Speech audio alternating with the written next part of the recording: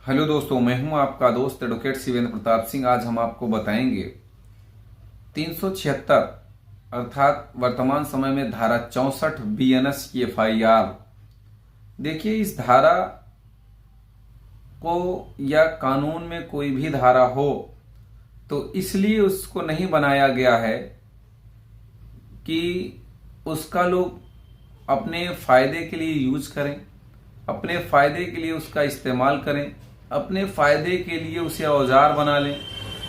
इसलिए बनाई गई क्योंकि जिन भी महिलाओं के साथ अपराध हो रहा है या जो अपराध हुआ है उसका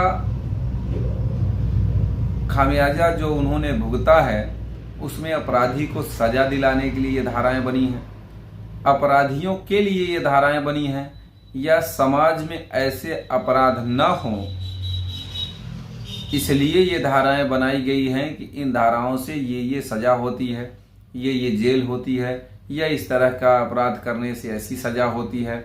लेकिन वर्तमान समय में कोई भी धारा है, कोई भी कानून है, उसका इस्तेमाल पढ़ा लिखा वर्ग, आज का हर एक व्यक्ति पढ़ा लिखा होता जा रहा है, वेल एजुकेटेड होता जा रहा है, उसे मालूम है कि क्या करना चाहिए, क्या नहीं करना चाहिए, किस धारा से क्या होता है, किस धारा से किसे कैसे आराम से फंसाया जा सकता है।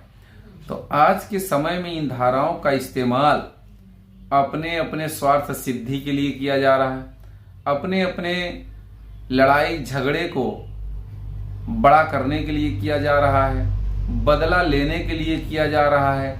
इन धाराओं का इस्तेमाल किसी भी व्यक्ति को तुरंत जेल भेजने के लिए किया जा रहा है। यानी कि कुल मिला के यूं कहें, इन धाराओं का इस्तेमाल औजार के रूप में किया जाने लगा है, शस्त्र के रूप में किया जाने लगा है। लेकिन ये देखिए, मैं नहीं कह रहा हूं, ऐसा माननीय न्यायालय द्वारा कहा जाता है विभिन्न आदेशों में, माननीय सर्वोच्च न्यायालय हो, अलग अलग माननीय हाई कोर्ट्स हों, उनके द्वारा ये टिप्पणी की जाती है कि इन धाराओं का इस्तेमाल सिर्फ और सिर्फ अपने फायदे के लिए किया जा रहा है, या औजार के रूप में इन धाराओं का इस्तेमाल किया जा रहा है।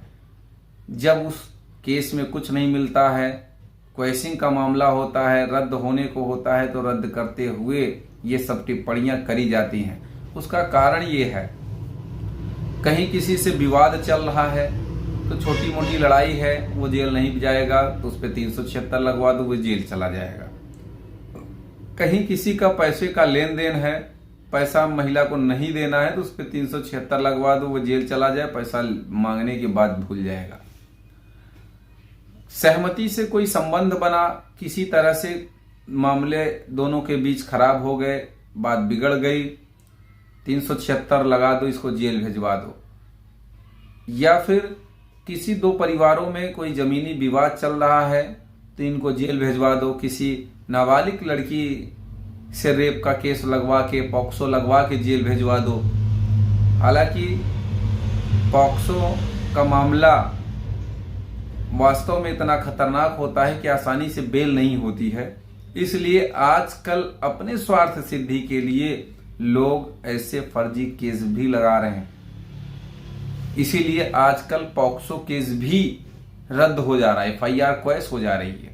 उसका सिर्फ यही कारण है क्योंकि जब किसी विवाद को निपटारे के लिए इन धाराओं का इस्तेमाल आप औजार के रूप में करेंगे तो फिर कोर्टें आज नहीं कल उस पर विवश हो जाएंगे, उसको क्वैश करने के लिए, निर्णय देने के लिए।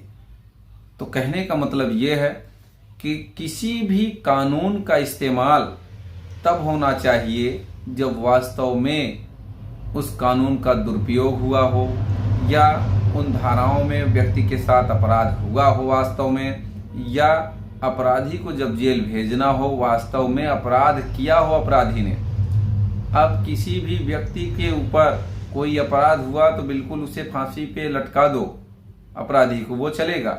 लेकिन व्यक्ति अपराधी नहीं है, जानबूझकर उसे जेल भेजने के लिए एक सोची समझी कहानी के आधार पर, एक सोची समझी साजिश के आधार पर किसी को जेल भेजना आज के समय में, वर्तमान समय में बहुत ही आसान हो गया है।